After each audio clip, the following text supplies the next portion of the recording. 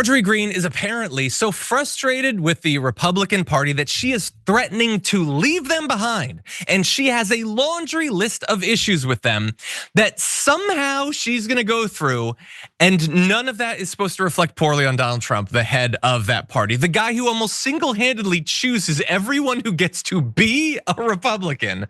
She's mad at every one of them, but not at him for some reason. Anyway, she did an interview with the Daily Mail and she said, I don't know if the Republican Party is leaving me or if I'm kind of not relating to the Republican Party as much anymore. I don't know which one it is. And so she listed some of the policy disagreements that she has with them. So she says they've really given up on stopping foreign aid, which news to me. I feel like they did a pretty good job ending that.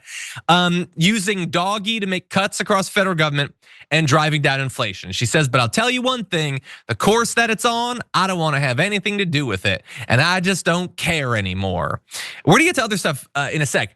But like, I feel like they did do a ton of wildly reckless cuts. I don't know, what more do you want out of them? Like if that's what you want, they cut tons of stuff. They cut $1 trillion from Medicaid. They screwed over tons of Republicans. This is the wet dream of the Republican Party. What are you mad at them for that for?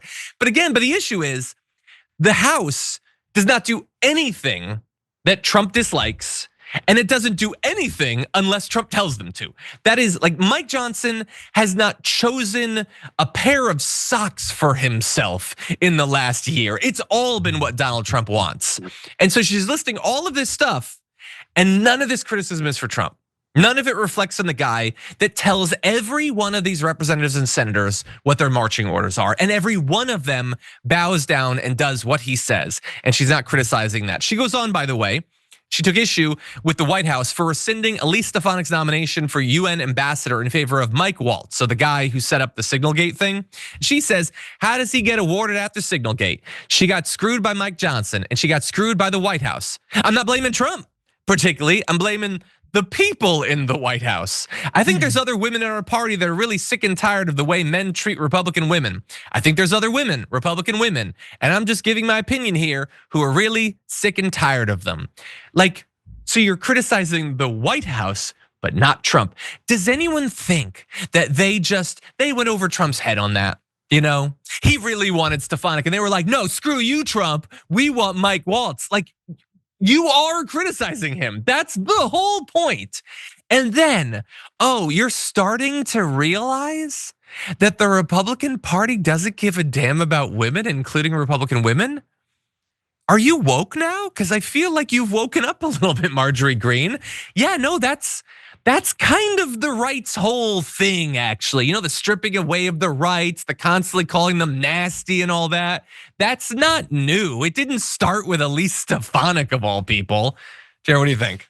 It's weird. I guess when you have disagreements within your party, which honestly should be standard, and I know it's discouraged among both parties' leaderships, but when you have a disagreement with the party and it makes huge news, like I can't believe someone would say something outside of this party's normal hateful ideology and rhetoric that they always say, the fact that that's news shows that there's this expectation that you're not supposed to stray at all. And we have our own issues with it when it comes to Mamdani and him running out in New York. And there's so many establishment Democrats who literally won't even say his name outside of being because it's too far for actually helping people.